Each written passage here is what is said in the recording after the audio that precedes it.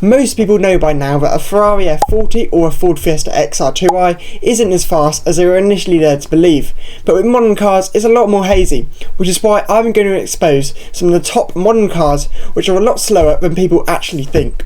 First car on my list is the Porsche Taycan, and when it was launched in 2019, the Taycan practically got its nameplate for being one of the fastest cars on the market. And true, the latest Taycan Turbo GT is ludicrously fast, doing 0 to 60 in 1.9 seconds. And the Taycan Turbo GT was also the fastest four-door car around the Nürburgring until the Xiaomi 7 came along and absolutely smashed that record. However, when you start looking further down the Taycan range, you'll soon discover that there's enormous disparity between the Turbo GT and the bottom spec Taycan, which does the sprint in 4.8 seconds.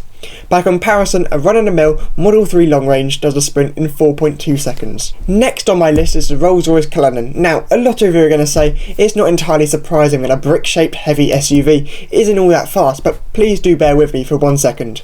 The BMW XM label red does 0 to 60 in 3.5 seconds in tests, that is, because BMW always lie about their figures. And it's not like that car's light at 2.8 tonnes.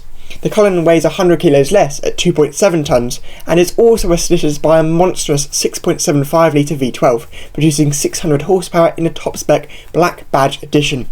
Nevertheless, 0 to 60 still takes 5.2 seconds, which seems pretty slow for 2025 standards. Pretty much all of BMW's lineup is bonkers fast.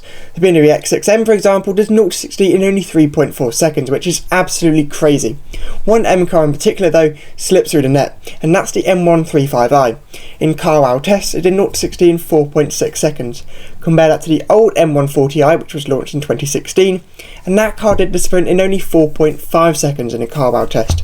Now, you could say this is down to the downsizing of the powertrain from a 3 litre straight 6 to a 2 litre 4 cylinder, but even then, a 2 litre 4 cylinder Mercedes A45S will do the sprint in 3.8 seconds, and even the lower spec A35 is faster than the M135i. The Mazda CX-60 comes with a 3.3 litre diesel, which is unusually large by 2025 standards.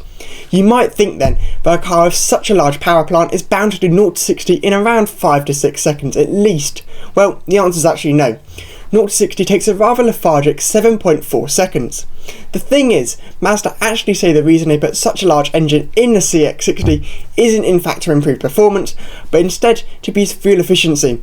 The CX-60 claims 56.5 mpg in front-wheel drive form, and when Parker's tested this claim, the car actually achieved 59.5 mpg, which is very impressive for this size of car. Before I tell you my final car, I just need to give you a quick reminder to check out ontheroadwithalex.com. I have buyer's guides, motoring news and much more, plus a new On The Road with Alex shop, where you can use the discount code OTRWA5 at checkout for 5% off.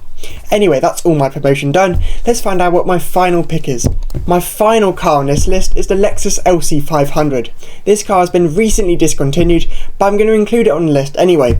The LC500 has a 5 litre V8 and quite exotic styling, but the underlying stats leave you a little bit underwhelmed. With 458 horsepower and 0 to 60 dealt with in 4.6 seconds, it's without doubt slower than the competition. By comparison, a BMW M440i, not even the full fat M4 or the M4 CS, does 0 to 60 in 3.8 seconds. That car only costs £60,000 compared with around £100,000 if you want to get behind a 1-year-old example of the LC500.